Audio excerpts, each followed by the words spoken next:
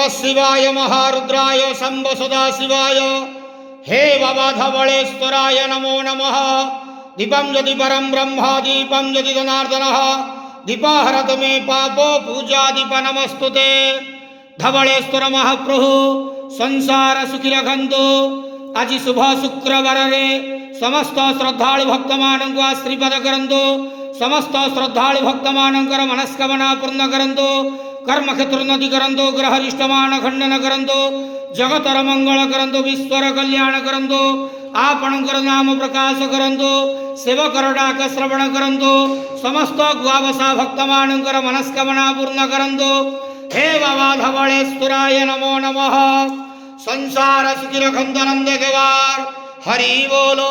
आज शुभ शुक्रवार रे समस्त श्रद्धालु भक्त मानक आशीर्वाद करंतु नंद गवार हरि बोलो। ओम नमः।